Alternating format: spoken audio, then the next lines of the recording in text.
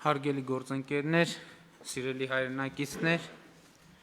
ինչպես գիտեք, սույն թվականի հուլիսի 12-ին Ադրբեջանի կողմից հարձակում ձեռնարկվեց Տավուշի մարզի մեր սահմանապահ դիրքերի ուղղությամբ։ Հայաստանի զինված ուժերը ոչ միայն ետ մղեցին հակառակորդի հարձակումները, այլև նրան պատճառեցին էական վնասներ։ Ադրբեջանական կողմը կրել է բազմաթիվ կորուստներ, այդ թվում սպառազինության և ռազմական տեխնիկայի, ներառյալ գերժամանակակից տեխնիկայի, ինչը հայկական ռազմական ուժի, մտքի և ռազմաարդյունաբերական համալիրի ակնհայտ հաղթանակն է։ Շատ ավելի ուժեղ էր հակառակորդին հասցված բարոյահոգեբանական հարվածը, և սահմանին տեղի ունեցած դեպքերի արդյունքում Ադրբեջանում ներքաղաքական անկայուն վիճակ է ստեղծվել, ինչը այդ երկրի ղեկավարությանը ստիպում է դիմել նորանոր սադրանքների, ներքին դժգոհության էներգիան Հայաստանի և Արցախի դեմ ուղղորդելու համար։ Այս ամենի ֆոնին հարկ եմ համարում կատարել մի քանի կարևոր արձանագրումներ։ Նախ, Ադրբեջանը հարձակվեց Հայաստանի ինքնիշխան տարածքի վրա, և ևս մեկ անգամ պիտի ընդգծեմ, որ այն դիրքերը, որոնք դարձել են վերջին երկու շաբաթվա իրադարձությունների կիզակետ, գտնվում են Հայաստանի ինքնիշխան տարածքում և Հայաստանին ուղղված Ադրբեջանի մեղադրանքները իր դեմ ագրեսիայի վերաբերյալ պարզապես անհեթեթ են։ Ադրբեջանը հարձակում գործեց այն ժամանակ, երբ Հայաստանը ներգրավված էր Լեռնային Ղարաբաղի հարցի կարգավորման խաղաղ գործընթացում և այն պայմաններում,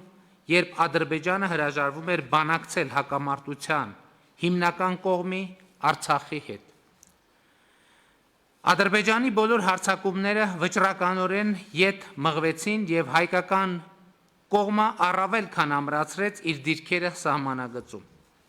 Ադրբեջանական այն միֆը, թե նրա բանակը կարող է հաղթել հայկական բանակին և հետևաբար Հայաստանը և Արցախը պետք է զիջումների գնան, հօդս ցնդեցին։ Մենք երկար ժամանակ Ադրբեջանին հորդորում ենք չփորձել մեզ հետ խոսել ուժի դիրքերից, ուժի լեզվով և ուժի սպառնալիքներով։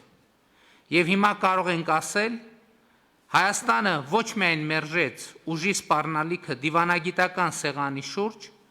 այլև մարտի դաշտում ցույց տվեց, որ դրանք անհիմն են և չեն արտացոլում ուժերի իրական հարաբերակցությունը։ Երբ ասում եմ ուժերի իրական հարաբերակցություն, նկատի չունեմ միայն սպառազինությունների և զինված ուժերի քանակը, այլ նախ և առաջ նրանց գործողությունների որակը, կառավարման մակարդակը։ Հիմա կարող ենք վստահ ասել, որ Հայաստանի զինված ուժերը, հայոց բանակը ոչ միայն ցուցաբերեցին բարձրագարկ մարտունակություն, այլև տարածաշրջանի ամենամարտունակ և ամենաինտելեկտուալ բանակի համարումը վերահաստատեցին։ Եվ սա պարզապես հայտարարություն չէ, այլ հուլիսի 12-ից հետո տեղի ունեցածի մանրավասն վերլուծությունից բխող հետևություն։ Մեր բանակը ինչպես եղել, այնպես էլ շարունակում է մնալ համազգային հպարտության աղբյուր և Տավուշում ևս մեկ անգամ վերահաստատեց իր այս կարգավիճակը։ Կարևոր եմ համարում նաև այն, որ Հայաստանի հասարակությունը ցույց տվեց միահամուռ աջակցություն և վստահություն իր լեգիտիմ կառավարությանը և զինված ուժերին։ Կուզենայի առանձնահատուկ ընդգծել Սփյուռքի մեր հայրենակիցների միասնությունը, Հայաստանին իրենց օգնելու նվիրումը, խոհեմությունը և սթափությունը։ Սփյուռքի մեր հայրենակիցները այս օրերին ևս մեկ անգամ ցույց դրեցին, որ մենք մեկ ամբողջություն ենք, մեկ ընտանիք, մեկ ոգի և մեկ ինքնություն։ Սիրելի հայրենակիցներ, հարգելի գործընկերներ, անցած այս օրերին միջազգային համայնքի առջև մենք ցուցաբերեցինք պատասխանատու և վստահ պահվածք։ Մենք հավատարիմ մնացինք կրակի դադարեցման 3 պայմանավորվածություններին, որոնք հաջորդաբար խախտվում էին Ադրբեջանի կողմից, ամեն անգամ նրա զինված ուժերին պատճառելով նոր կորուստներ։ Մենք հանդես չեկանք Ադրբեջանի ժողովրդին եւ նրա քաղաքացիական ենթակառուցվածքներին ուղղված սպառնալիքներով, անգամ այն պայմաններում, երբ Ադրբեջանի պաշտպանության նախարարությունը սպառնում էր հրթիռակոծել Մեծամորի ատոմակայանը։ Այս սպառնալիքը ի դեպ պետք է դառնա լրջագույն միջազգային քննության առարկա, որովհետև ի ցույց է դնում ահաբեկչական պետություն լինելու Ադրբեջանի էությունը։ Հուլիսի 12-ից հետո միջազգային հանրությունը հանդես եկավ հրադադարի խախտումները դատապարտելու եւ բռնությունը դադարեցնելու բազմաթիվ կոչերով։ Հրադադարի վերականգնման գործում մեծ ներդրում ունեն ԵԱՀԿ Մինսկի խմբի համանախագահները եւ նրանց երկրները։ Այս տեսակետից հատկապես արդյունավետ էր Ռուսաստանի Դաշնության ներգրավումը, որն արտահայտվեց ինչպես արտաքին գործերի նախարարության, այնպես էլ զինված ուժերի գլխավոր շտաբների մակարդակով։ Միակ երկիրը, ով փորձում էր ոչ թե հանդարտեցնել իրավիճակը, այլ առավել մեծ բռնություններ հրահրել, Թուրքիան էր։ Հաշվի առնելով այդ երկրի ապակայունացնող եւ ագրեսիվ քաղաքականությունը իրեն սահմանափակցող մի շարք տարածաշրջաններում եւ ավանդական հակահայկական քաղաքականությունը, որը արտահայտվում է հայոց ցեղասպանության արդարացմամբ, Թուրքիայի այս գործելակերպը մեծ հաշվով անակնկալ չէր։ Բայց նրա ագրեսիվության աճը առաջ է բերում մեր քաղաքականության որոշակի վերանայման անհրաժեշտություն, այդ թվում Թուրքիայի ագրեսիվությունը զսպելու միջազգային ֆորմատներում մեր մասնակցության ծավալների իմաստով։ Սիրելի հայրենակիցներ, հարգելի գործընկերներ, որևէ կասկած չկա, որ այս փորձությունից մենք դուրս ենք գալիս հաղթանակած եւ վստահ մեր ուժերի, մեր ժողովրդի եւ հասարակության տոկունության վրա։ Բայց մեզ անհրաժեշտ է կատարել նաեւ որոշակի հետևություններ։ Մենք չենք կարող անտեսել այն, ինչ տեղի է ունեցել։ Չենք կարող անտեսել այն փաստը, որ 2016 թվականի ապրիլից հետո երկրորդ անգամ Ադրբեջանն ուժ կիրառեց այն դեպքում, երբ արկա էր խաղաղ գործընթաց, երբ արկա էր ԵԱՀԿ Մինսկի խմբի համանախագահների կոչը ձեռնպահ մնալ սադրիչ գործողություններից եւ հռետորաբանությունից։ Ադրբեջանն ուժ կիրառեց այն պահին, երբ ողջ աշխարհն իր ուժերն ու ռեսուրսները կենտրոնացրել էր մարդկությանը պատուհասած համաշխարհային համավարակի դեմ պայքարի վրա։ Բայց եւ այնպես մենք մեր դիրքորոշումը հուլիսյան հաղթական մարտերից հետո ամրապնդել ենք եւ դրանք արտահայտվում են հետեւյալում։ Առաջին,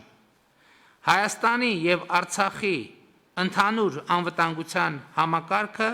պետք է առավել ամրապնդել։ Այս տեսակետից խիստ կարևորում եմ Արցախի հանրապետության հետ մեր սերտ համագործակցությունը եւ այդ համագործակցությանը արկա սպառնալիքներին համապատասխան նոր բովանդակություն հաղորդելը։ Երկրորդ,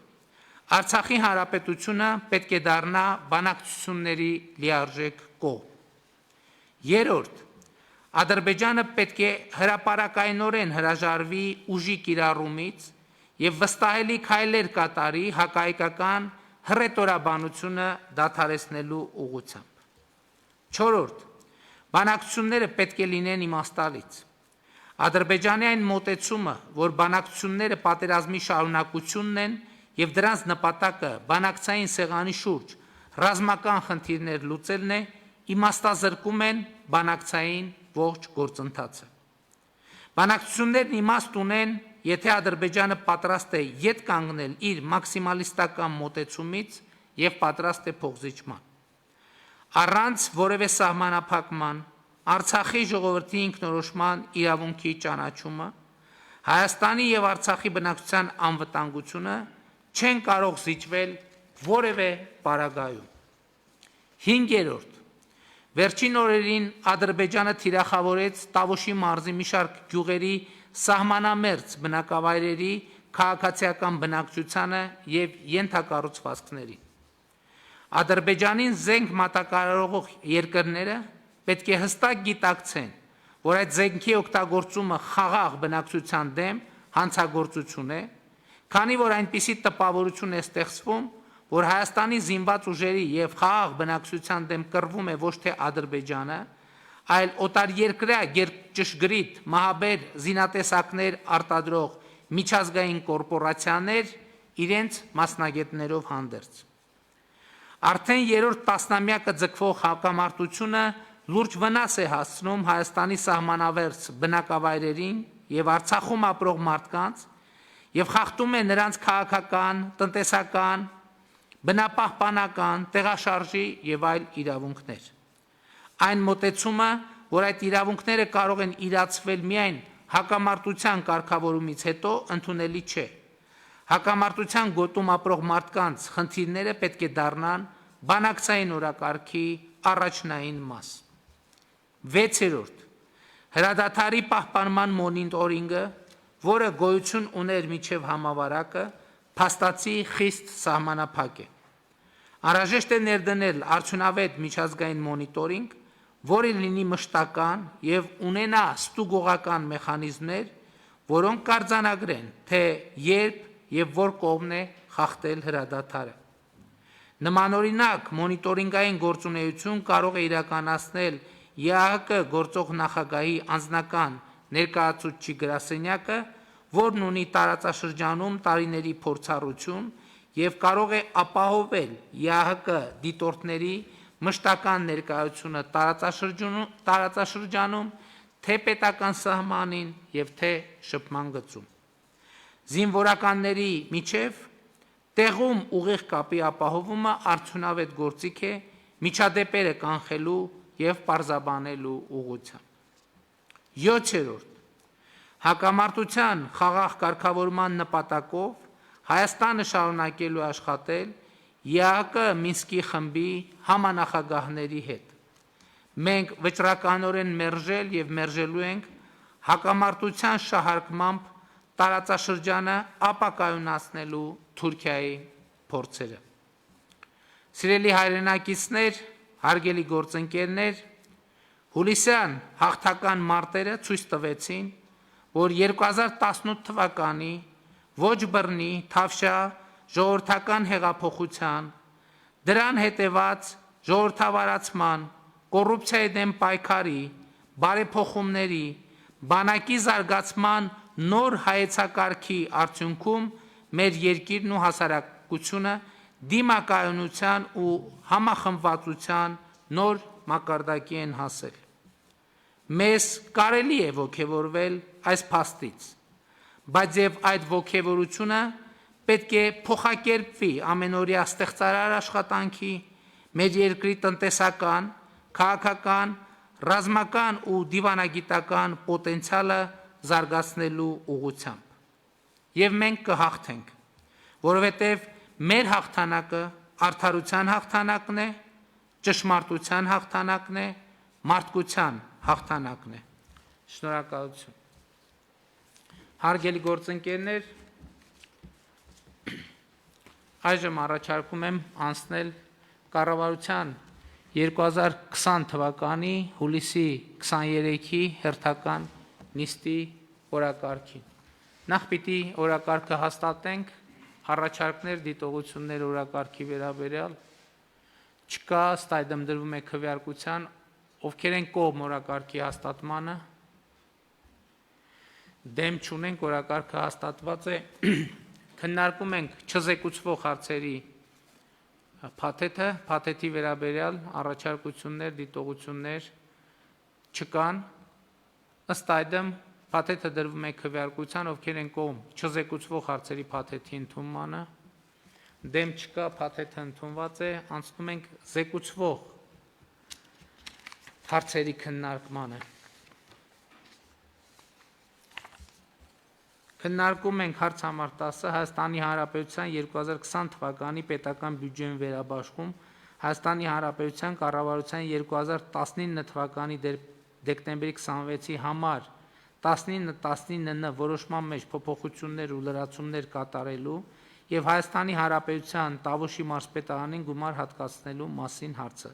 Զեկուցող տարածքային կառավարման եւ ենթակառուցվածքների նախարար Սուրեն Պապիկյան։ Խնդրեմ, պարոն Պապիկյան։ Շնորհակալություն, մեծարգո վարչապետ, հարգելի գործընկերներ, հաշվի առնելով հայ-ադրբեջանական սահմանի վերջին օրերին տիրող լարված դրությունն անհրաժեշտություն է առաջացել ընդունել Հայաստանի Հանրապետության 2020 թվականի պետական բյուջեում վերաբաշխում Հայաստանի Հանրապետության կառավարության 2019 թվականի դեկտեմբերի 26-ի համար 1919 որոշման մեջ փոփոխություններ եւ լրացումներ կատարելու եւ Հայաստանի Հանրապետության Տավուշի մարզպետարանին գումար հատկացնելու մասին կառավարության որոշման նախագիծը արկա նախագծով հաշվարկների արդյունքում կարողացել ենք վերհանել, որ շուրջ 150 միլիոն դրամի վնաս է հասցվել Տավուշի մարզի սահմանամերձ համայնքներին եւ առաջարկում է հրատապության կարգով 25 միլիոն դրամ տրամադրել Տավուշի մարզպետարանին եւ գույքագրման ու գնահատման աշխատանքային խմբի վերհանած արդյունքների հիման վրա հնարավորություն ստեղծել արագ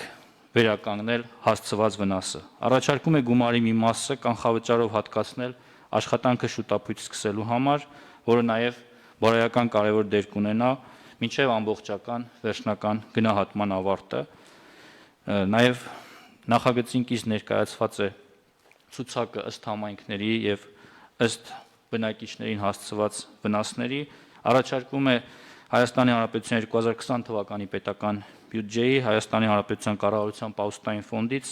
25 միլիոն դրամ հատկացնել Տավուշի մարզպետարանին։ Որոշակի խմբագրումներ ունեցել ենք ֆինանսների նախարարության առաջարկությամբ, համաձայնեցված է, առաջարկում ենք ընդունել այդ տեսքով, պարոն վարչապետ։ Շնորհակալ եմ։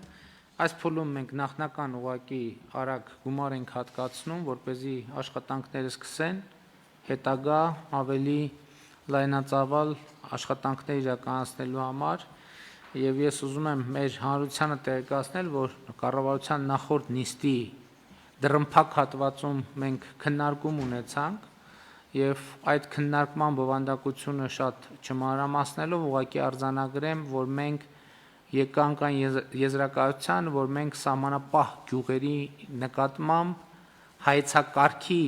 այնտեղ վարվող քաղաքականության հայեցակարգային փոփոխություն պետք է իրականացնենք եւ այդ փոփոխությունը եթե շատ հասկանալի եւ մատչելի լեզվով ներկայացնենք հետեւյալն է ընդհանուր առմամբ կամ կարող է ընկալվել կամ կարող է տպավորություն ստեղծվել որ կա կոնտեքստ որ այդ գյուղերը միևնույն է գտնվում են գնդակոծման ուղիղ նշանառության տակ եւ հետեւաբար այնտեղ տեղի ունեցող վերականգնման աշխատանքները արվում էին մի փոքր այս տրամաբանությամբ։ Մենք պետք է տրամաբանությունը փոխենք եւ սահմանապահ գյուղերը պետք է ոչ թե եւ ոչ միայն ուղակի վերականգնվեն, այլև մենք պետք է ունենանք այդ գյուղերի բնակավայրերի զարգացման կոնկրետ քաղաքականություն, կոնկրետ ռազմավարություն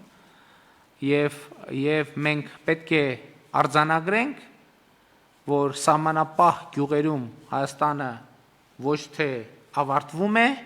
այլ սահմանապահ գյուղերից Հայաստանի Հանրապետությունը սկսվում է։ Եվ ինչպես ընդունված է ասել, որ օրինակ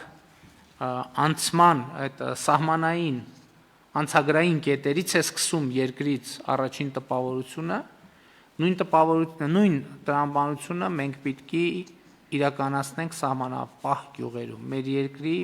երկրի դիմակայունության, մեր երկրի մարտունակության եւ մրցունակության ամենակարևոր ցուցիչը պետք է լինի սահմանապահ գյուղերում մեր իրականացվող քաղաքականությունը։ Իհարկե, ես չեմ ուզում, որ մենք շատ,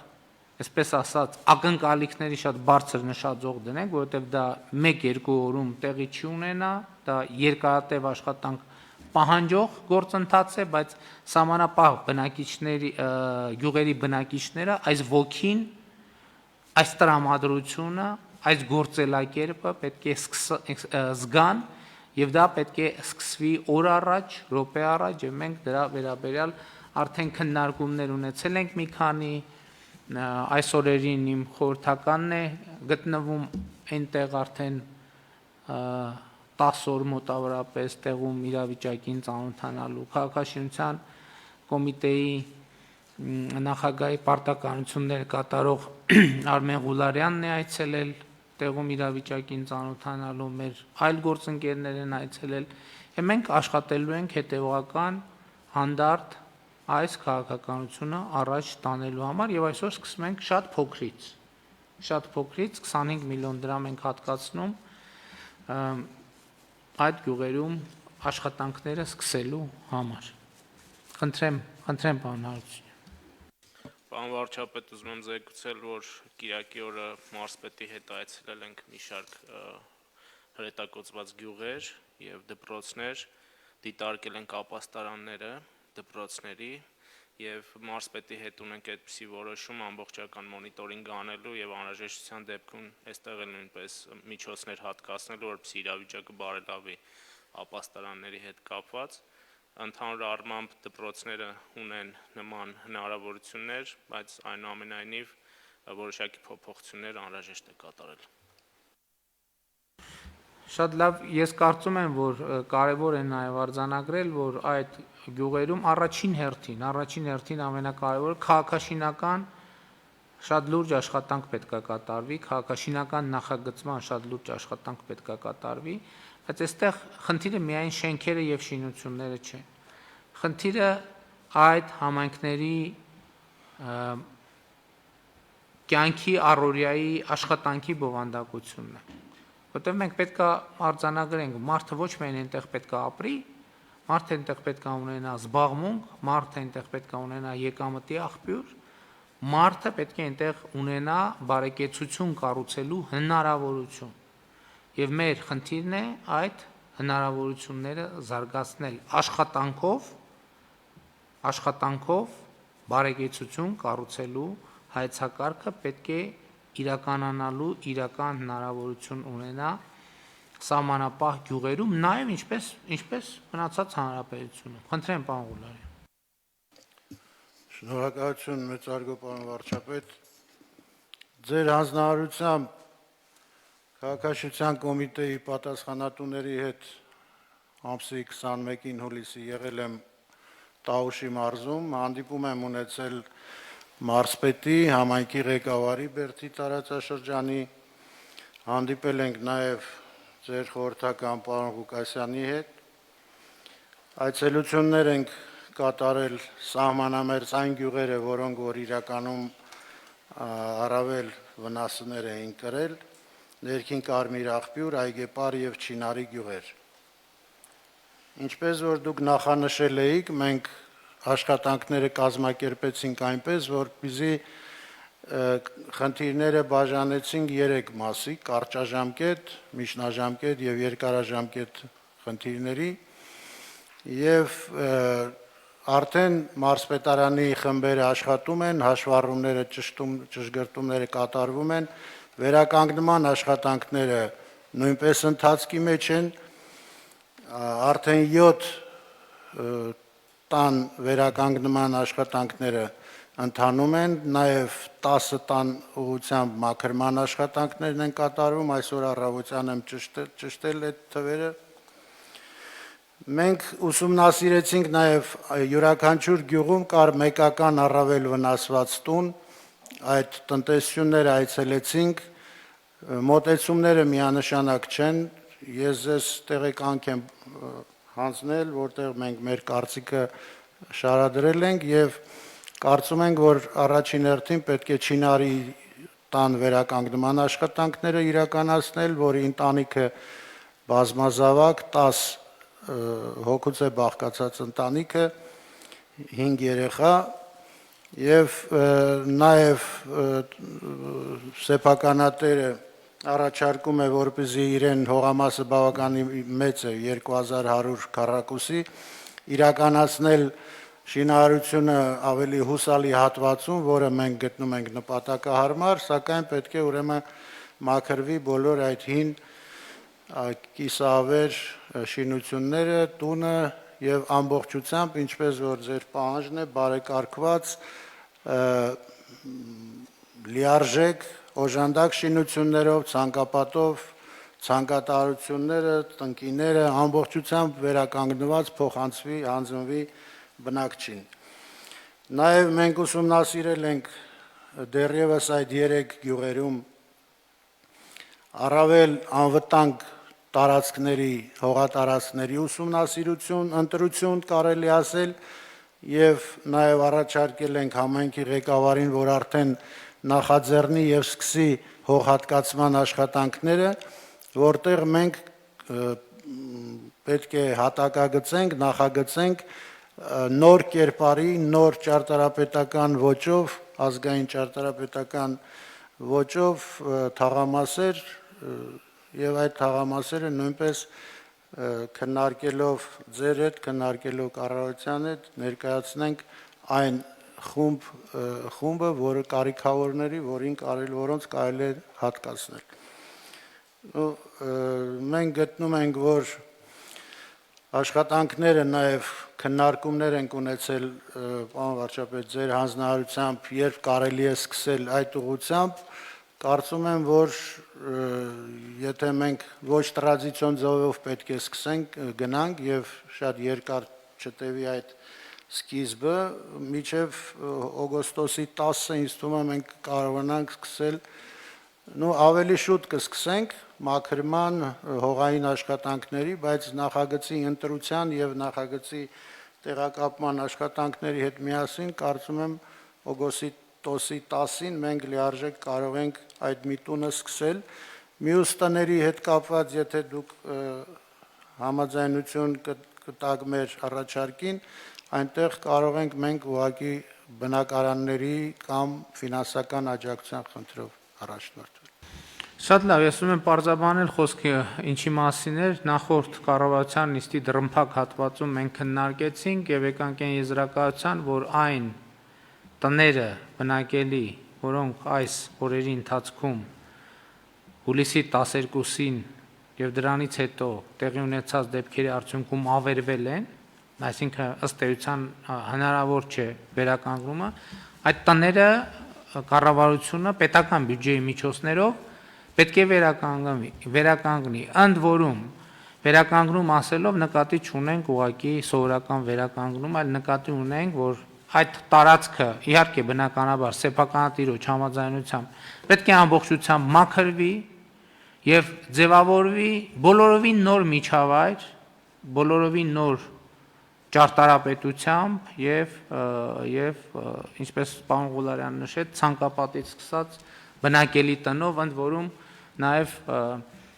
այգու հատվածում նույնպես մենք պետք է որոշակի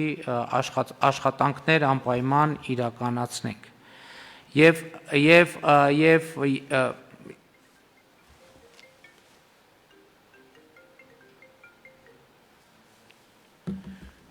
Եվ հիմա պարզվեց, որ այդ ավերված տներից մեկում է, որ ապրում է ընտանիք, այսինքն ապրել են իրենք դեպքերի ժամանակ եւ դրանից առաջ, մենք հիմա այդ հարցը արագ, մաքսիմալ արագ կլուծենք։ Մյուս երկու տների դեպքում այլ մեխանիզմներով մենք ուղղակի նաեւ կփոխհատուցենք այդ տների համար սեփականատերերին։ Մնացած հատվածներում տեղի կունենան վերականգնման աշխատանքներ, իսկ երկարաժամկետ առումով մենք կնայենք, թե ինչպես ենք պատկերացնում այդ գյուղերի զարգացումը եւ դրա վերաբերյալ արդեն առանձին հայտարարությամբ կամ առանձին նախագծով հանդես կգանք։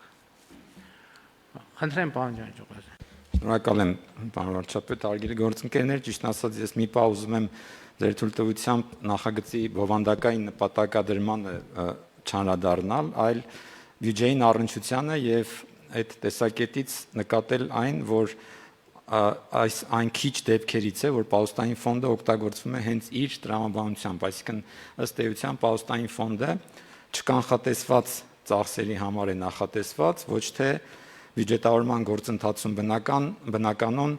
առաջնահերթությունների հաշվառմամբ չբյուջետավորված ծախսերի ֆինանսավորման համար եւ սա ակնհայտորեն այն դեպքերից է, երբ որ անհնար էր կանխատեսել ու դրանով է նաեւ պայմանավորված բնականոն ընթացակարգերից որոշակի շեղումներ, այսինքն նախագիծը իր մեջ ունի այդ տեսակետից որոշակի առանձնահատկություններ, ինչը այս դեպքում շատ տրամաբանական է եւ ինչպես պարոն Պապիկյանն ասեց,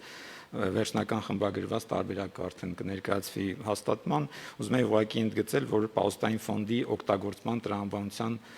մեջ է ամբողջությամբ տեղավորում այս նախագիծը ի տարբերություն պահոստային ֆոնդից հայցվող այլ շատ նախագծերի։ Շնորհակալ եմ։ Շատ լավ հարցեր, ելույթներ չկա, ըստ այդմ դրվում է քվեարկության, ովքեր են դեմ որոշման ընդունմանը, դեմ չկա, որոշումն ընդունված է։ Քննարկում ենք հարց համար 22-ը ներդրումային սոցիալական ծրագրերին հավանություն տալու նոբի սահմանափակ պատասխանատվության ընկերության ուղղակի վաճառքի ձևով հողամաս օտարելու համաձայնություն տալու մասին հարցը։ Զեկուցող տարածքային կառավարման եւ ենթակառուցվածքների նախարար Սուրեն Պապիկյան։ Խնդրեմ, պարոն Պապիկյան։ Շնորհակալություն, մեծարգո վարչապետ, հարգելի գործընկերներ, սույն նախագծով առաջարկվում է նոբի սահմանափակ պատասխանատվությամբ ընկերությանը ուղղակի վաճառքի ձևով հողամաս օտարել ներդրումային ծրագիր իրականացնելու համար։ Ծրագրով նախատեսվում է Արզումանյան փողոցի թիվ 8A հասցեում գտնվող վթարային շենքի բնակիչներին նոր բնակելի տարածքներ հատկացնելու միջոցով վերաբնակեցնել նոբի ՍՊ ընկերությանը սեփականության իրավունքով պատկանող Արզումանյան փողոցի թիվ 8/1 հասցեում կառուցվող բազմաբնակարան շենքում։ Հայաստանի Հանրապետության կառավարության կողմից համաձայնության դեպքում ընկերությունը պարտավորվում է սեփականության իրավունքով իրեն պատկանող Արզումանյան փողոցի թիվ 8/1 հասցեում կառուցվող բազմաբնակարան շենքից տրամադրել 2200 քառակուսի մետր մակերեսով բնակելի տարածք Արզումանյան փողոցի թիվ 8A հասցեում գտնվող վթարային շենքի բնակիչներին վերաբնակեցնելու նպատակով։ Ընկերությունը պարտավորվում է նաև օտարվող հողամասի սահմաններում նախատեսվող բազմաբնակարային շենքային համալիրի կառուցապատումից հետո Երևան համայնքին տրամադրել 800 քառակուսի մետր մակերեսով բնակելի տարածք սեփական միջոցների հաշվին իրականացնել Արզումանյան փողոցի թիվ 8A հասցեում գտնվող 4-րդ կարգի վթարային շենքի ապամոնտաժման աշխատանքներ, որից հետո շուրջ 350 քառակուսի մետր մակերեսով հատվածը բարեկարգել, կանաչապատել, հիմնել պուրակ եւ նվիրել Երևան քաղաքին։ Խնդրում եմ հաստատել։ Շատ լավ, այսինքն մենք փորձում ենք ներդնել վթարային շենքերի բնակիչների հարցերը լուծելու մեխանիզմ։ Եթե այս նախագիծը աշխատեց, սա կնշանակի, որ մենք process սկսել ենք եւ վստահություն ունենք արդեն, պատկերացում ունենք, թե ինչպես պիտի այդ հարցը լուծվի, իհարկե երկար ժամանակ քննարկում էինք, այստեղ խնդիրը այն էր, որ պետք է նաեւ ներդրողների կողմից հետաքրքրություն լինի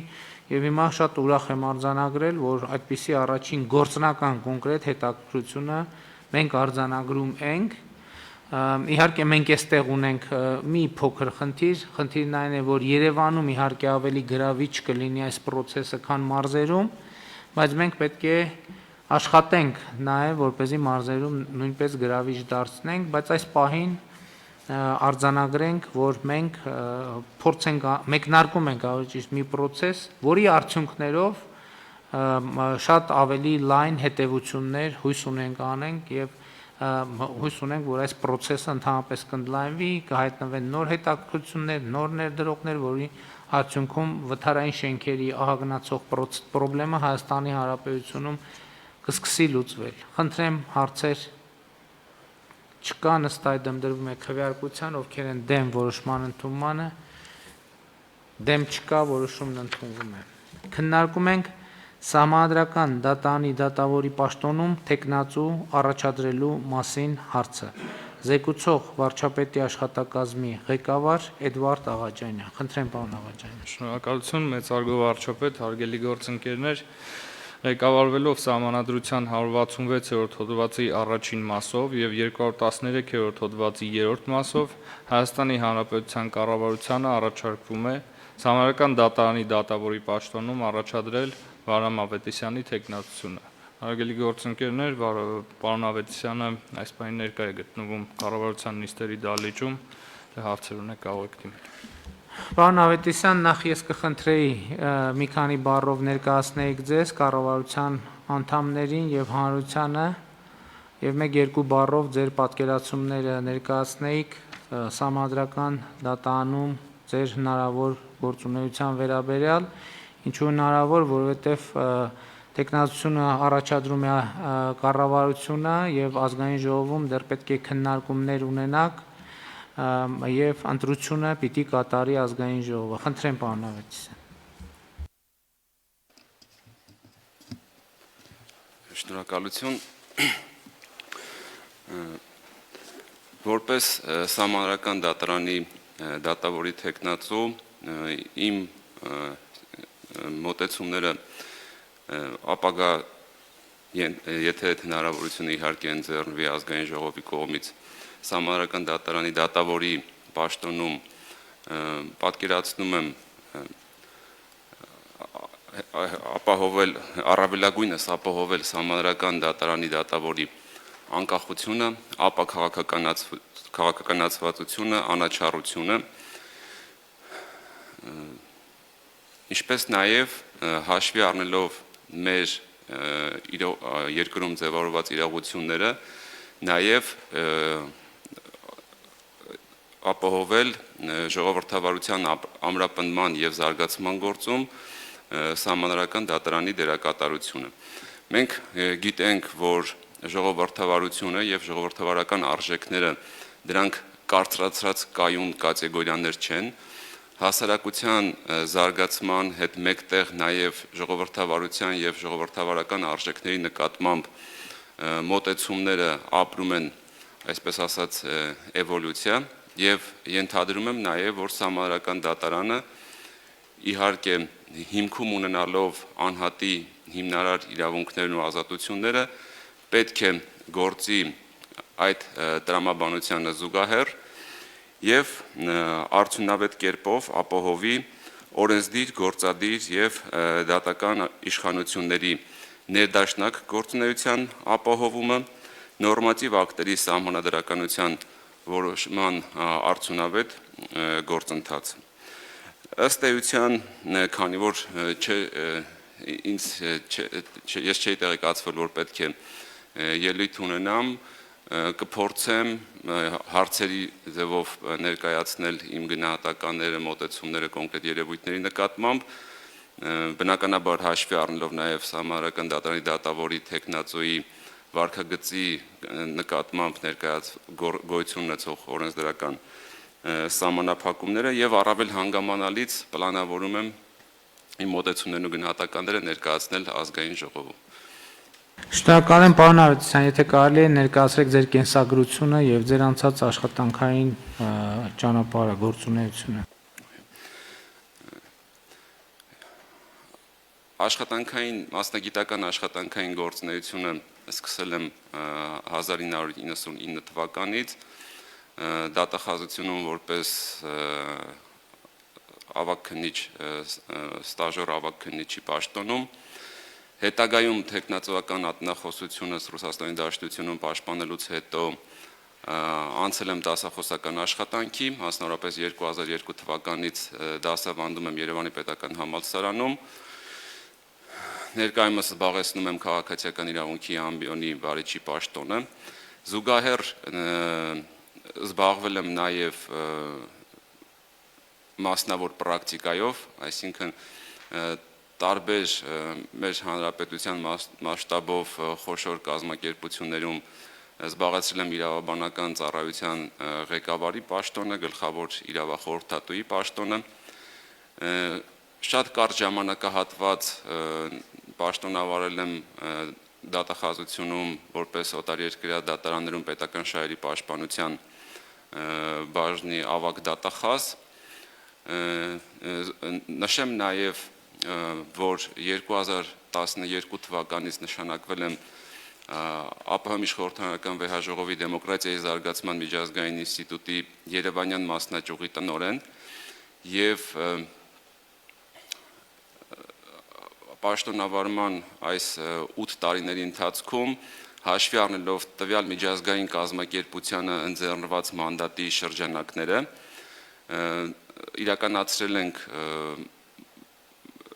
դեմոկրատիայի, պարլամենտարիզմի եւ ընտրական իրավունքի իրականացման հետ կապված տարատեսակ ծրագրեր, ԱՊՀ մասնակից պետությունների տարածքում նաեւ դիտորդական առաքելություններ, այսինքն իմ աշխատանքային փորձը ներառում է ինչպես մասնավոր հատվածը, այնպես էլ հանրային իրավունքի հատվածը իմ կողմից նշված դրսևորումներով։ Բարձրախոսը միացրեք անջատվեց։ Կարծում եմ, որ ունեմ բավարար կամ ավելի կոնկրետ անհրաժեշտ մասնագիտական գիտելիքներ, կենսափորձ եւ անհրաժեշտ սկզբունքայնություն, որպեսզի կարողանամ պատշաճ ձևով իրականացնել Սահմանադրական դատարանի դատավորի պարտականությունները։ Շատ լավ, ավելացնեմ նաև, որ դուք իրավագիտության դոկտոր եք։ Այո, 2014 թվականին պաշտպանել եմ իմ դոկտորական ատնախոսությունը, 2015 թվականին նաև ստացել եմ պրոֆեսորի գիտական կոչում։ Շնորհակալություն, հարցեր տեխնացուին։ Չկան հարցեր, ըստ այդմ դրվում է քվեարկության, ովքեր են կողմ Վահրամ Ավետիսյանի տեխնացությունը որպես Սահմանադրական դատարանի դատավորի տեխնացու առաջադրելու։ Դեմ չունենք, որոշումն ընդունված է, պարոն Ավետիսյան, ձեզ հաջողություններ ենք մաղթում ազգային ժողովի քննարկումներում եւ ընտրվելուց հետո, ընտրվելու պարագայում, ընտրվելուց հետո հաջողություններ նաև Սահմանադրական դատարանի դատավորի կարգավիճակում։ Շնորհակալ ենք շատ։ Հարգելի գործընկերներ, համեցեք։ Շնորհակալություն, մեծարգո պարոն վարչապետ, կառավարության հարգելի անդամներ, շնորհակալ եմ կառավարությանը իմ որպես Սահմանադրական դատարանի դատավորի տեխնացուի, ապաքաղաքանացված տեխնացուի նկատմամբ ցուցաբերած վստահության համար, կրկին ցանկանում եմ ընդգծել Սահմանադրական դատարանի առանցքային դերակատարությունը մեր հանրային կյանքում եւ Սահմանադրական դատարանի դատավոր ընտրվելու պարագայում ըստ էության պարտավորվում եմ իմ մասնագիտական եւ մարդկային որակների առավելագույնը ներդնել Սահմանադրական դատարանի հանրային հեղինակությունը բարձրացնելու, Սահմանադրական դատարանի դատավորի բարձր կոչմանը արժանի լինելու, ինչպես նաև Սահմանադրական դատարանի անկախությունն ու անաչառությունը ապահովելու գործում։ Շնորհակալ եմ։ Շնորհակալ եմ շատ, հաջողություններ ենք մաղթում։ Հարգելի գործընկերներ, մեր նիստի դռնբաց հատվածի ավարտվեց եւ մենք եւս մեկ